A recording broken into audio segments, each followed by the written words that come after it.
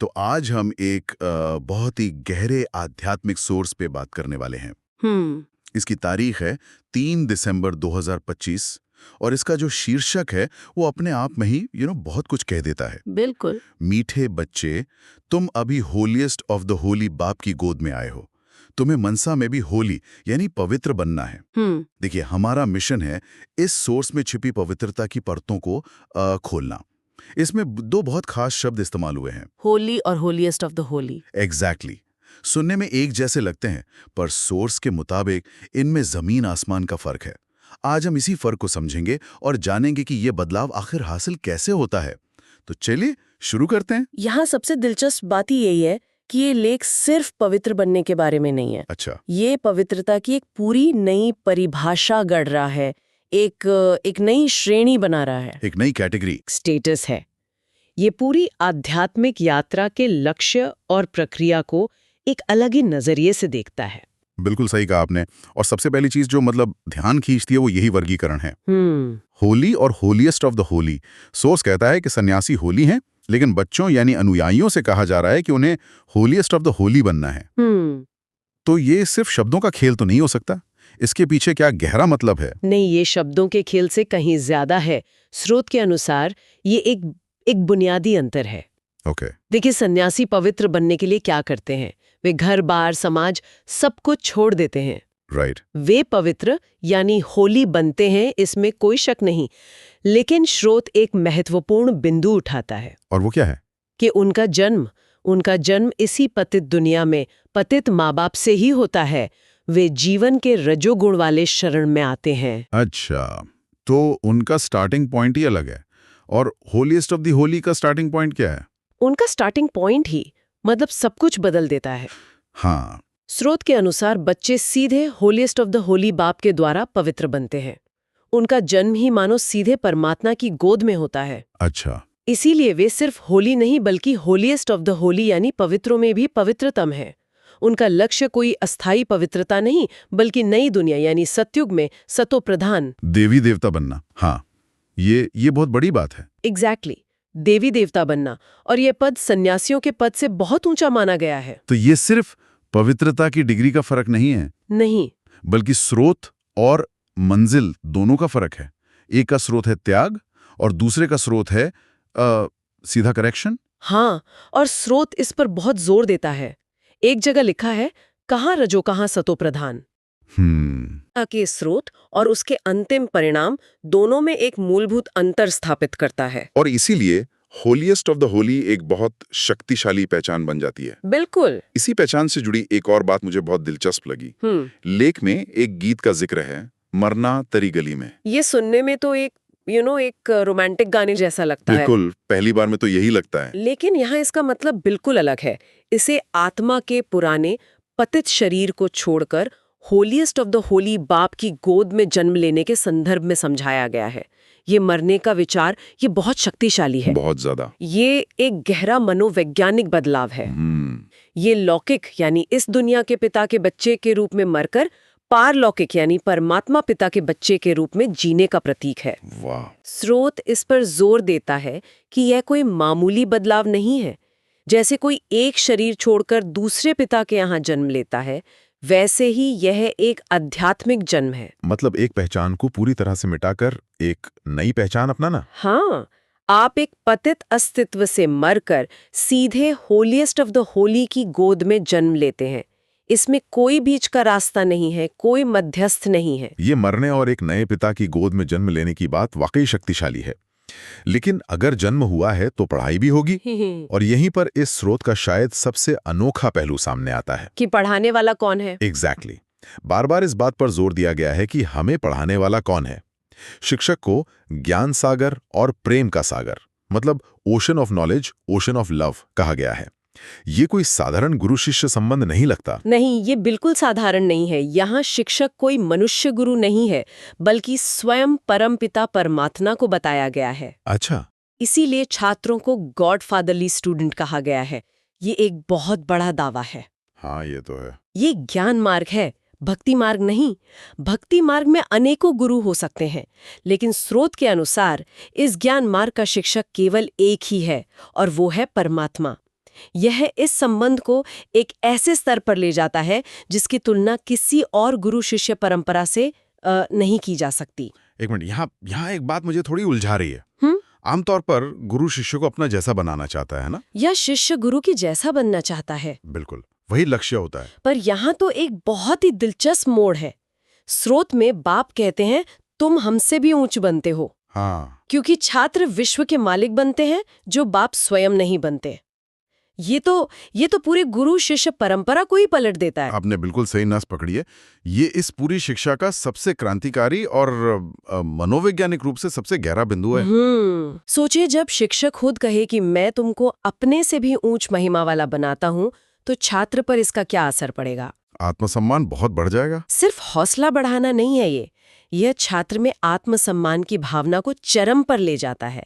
ये उनमें अपने लक्ष्य के प्रति एक असाधारण गंभीरता और जिम्मेदारी का भाव पैदा करता है। मतलब शिक्षक यहाँ एक सीढ़ी की तरह काम कर रहा है, ना कि एक मंजिल की तरह। हाँ, एक तरह से वो कह रहा है कि मुझ पर चढ़कर मुझसे भी ऊपर चले जाओ। कमाल है। बिल्कुल, ये एक अद्वितीय मोटिवेशनल टूल है।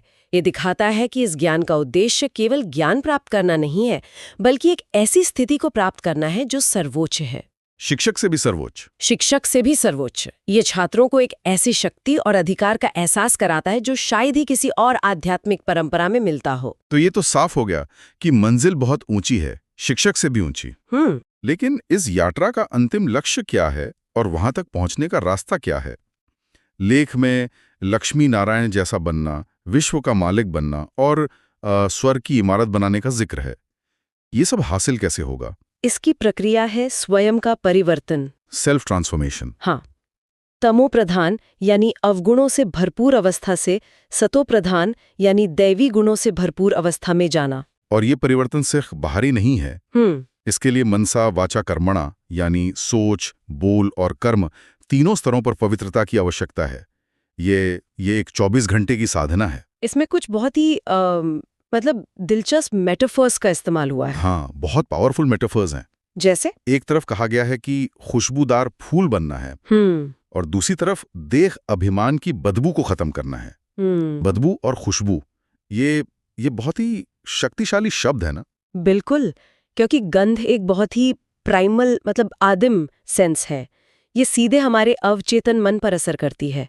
अच्छा। जब स्रोत देह अभिमान की बदबू की बात करता है तो वो ये कहना चाहता है कि अहंकार एक ऐसी चीज है जो दूसरों को अवचेतन रूप से आपसे दूर करती है, एक विकर्षण पैदा करती है। और खुशबूदार फूल का मतलब है एक ऐसा व्यक्तित्व जिससे स्वाभाविक रूप से सकारात्मक ऊर्जा निकलती है जो दूसरों को आकर्षित करती है।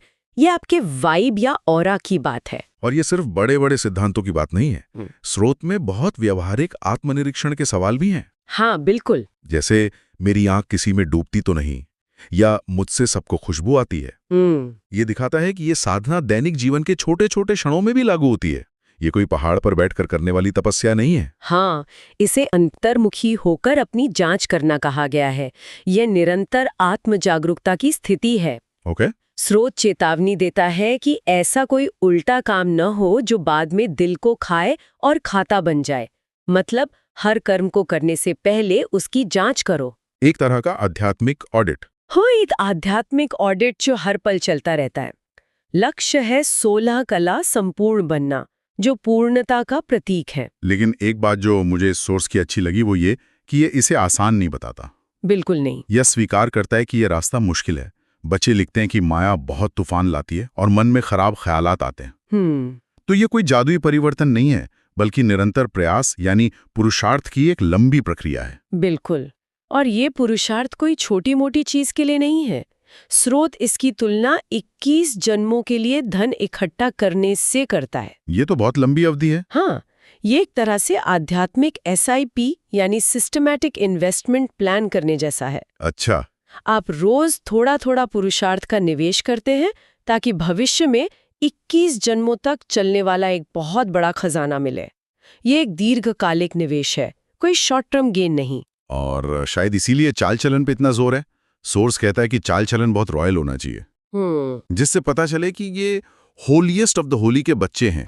मतलब पहचान सिर्फ अंदरूनी नहीं बाहरी व्यवहार में भी दिखनी चाहिए। हाँ, क्योंकि आपका व्यवहार ही आपकी पहचान का सबसे बड़ा सबूत है। अगर आप दावा करते हैं कि आप गॉड फादरली स्टूडेंट है, तो आपका व्यवहार भी उस स्तर का होना चाहिए। सही बात है। ये आपके हर कार्य, हर शब्द में झलकना चाहिए। ये सिर्फ एक व्यक्तिगत साधना नहीं है, ये एक सामूहिक पहचान का निर्माण भी है। और ये सब हमें भविष्य की एक बहुत ही स्पष्ट तस्वीर की ओर ले जाता है। बिल्कुल।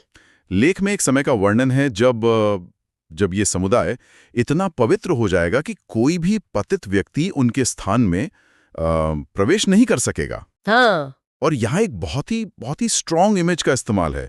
आबू रोड तक क्यों लग जाएगी। हाँ, ये सुनने में ही एक विजुअल बना देता है। बिल्कुल। हाँ। किसी सिनेमा के सीन जैसा लगता है। तो इसका क्या मतलब है? का वर्णन है जब साधना का फल मिलेगा। ये छवि असल में शक्ति और प्रभाव के एक बड़े बदलाव को दर्शाती है। अच्छा। आज जो शायद एक छोटा सा समुदाय है, भविष्य में वो आध्यात्मिक शक्ति का ऐसा केंद्र बन जाएगा कि दुनिया भर के लोग वहां खिंचे चले आएंगे। क्यों लगना सिर्फ भीड़ का प्रतीक नहीं है, तो फिर ये मान्यता और स्वीकृति का प्रतीक है। ये एक तरह का अल्टीमेट वैलिडेशन है। और ये भी कहा गया है कि तब दुश्मनी कम हो जाएगी और कड़े नियम बनाए जा सकेंगे, जैसे कोई भी पतित पांव भी धर ना सके। ये तो बहुत सख्त नियम लगता है। ये उस स्थान की पवित्रता को बनाए रखने के लिए है। सोचिए, अगर आप एक बिल्कुल साफ सुथरा पवित्र स्थान बनाते हैं तो आप चाहेंगे कि वो वैसा ही रहे। बिल्कुल। यह नियम उस पवित्रता की रक्षा के लिए है। जब अनुयायी पूरी तरह से पवित्र बन जाएंगे, तब उनका सामूहिक ऑरा आभा मंडल इतना शक्तिशाली होगा कि कोई भी नकारात्मकता या अपवित्रता वहां टिक ही नहीं पाएगी। मतलब पवित्रता एक तरह की ढाल बन जाएगी। हाँ, पवित्रता सिर्फ एक व्यक्तिगत गुण नहीं, बल्कि एक सामूहिक शक्ति बन जाएगी जो अपने आसपास के वातावरण को भी शुद्ध करेगी। लेकिन यहाँ भी स्रोत बहुत यथार्थवादी है। वो कहता है, परंतु अभी नहीं कर सकते और अभी टाइम चाहिए। ये मुझे महत्वपूर्ण लगा। ये कोई झूठा दिलासा नहीं है कि ये सब कल हो जाएगा। हाँ, और ये अनुयायियों को जमीन से जोड़े रखता है। भव्य भविष्य का सपना जरूर दिखाया गया है, लेकिन साथ ही ये भी याद दिलाया गया है कि उस तक पहुंचने के लिए अभी बहुत पुरुषार्थ करना बाकी है। ये एक तरह का संतुलन है भविष्य की प्रेरणा और वर्तमान की मेहनत के बीच। जब राजधानी पूरी तरह तैयार हो जाएगी, जब बच्चे पूरी तरह से योग्य बन जाएंगे, तब वो नियम लागू होंगे। तो सारा ध्यान वापस वर्तमान के पुरुषार्थ पर आ जाता है। एग्जैक्टली। तो आज की इस चर्चा को अगर हम समेटें, तो जो बातें निकल कर आ रही हैं वे वाकई में बहुत गहरी हैं। हाँ, बिल्कुल। हमने होली और होलीएस्ट ऑफ द होली के बीच का जो मनोवैज्ञानिक अंतर है उसको समझा। ये सिर्फ पवित्रता की मात्रा का नहीं, बल्कि उसके स्रोत और पहचान का है। बिल्कुल। हमने परमात्मा के साथ एक अनोखे छात्र शिक्षक के संबंध को देखा, जहां छात्र को शिक्षक से भी ऊंचा पद पाने के लिए प्रोत्साहित किया जाता है, जो अपने आप में क्रांतिकारी विचार है। हाँ बिल्कुल। और अंत में हमने अपवित्रता से दैवत्व तक के परिवर्तन की विस्तृत प्रक्रिया को समझा, जो सिर्फ सिद्धांतों पर नहीं, बल्कि रोजमर्रा के आत्मनिरीक्षण और निरंतर पुरुषार्थ पर आधारित है। बिल्कुल। और अंत में श्रोताओं के लिए एक विचार छोड़ जाते हैं। इस स्रोत का एक स्लोगन है जो पूरी शिक्षा का सार लगता है, न्यारे और अधिकारी होकर कर्म में आना, यही बंधन मुक्त स्थिति है। न्यारे और अधिकारी एक साथ? ये तो विरोधाभासी लगता है। हाँ, और यही इसकी खूबसूरती है। इस आध्यात्मिक संदर्भ से बाहर अगर हम इसे अपने दैनिक जीवन में देखें तो इसका क्या मतलब हो सकता है? एक ही समय में किसी कार्य से पूरी तरह अनासक्त, मतलब न्यारे रहना, उसके परिणाम से ना जुड़ना, और साथ ही उस पर पूर्ण अधिकार, यानी अधिकारी होकर पूरी जिम्मेदारी और कुशलता से उसे करना। ये संतुलन कैसे साधा जा सकता है? हाँ, चाहे वो हमारा काम हो, हमारे रिश्ते हों या हमारी कोई जिम्मेदारी। डिटैच्ड भी रहना और पूरी तरह इंचार्ज भी रहना।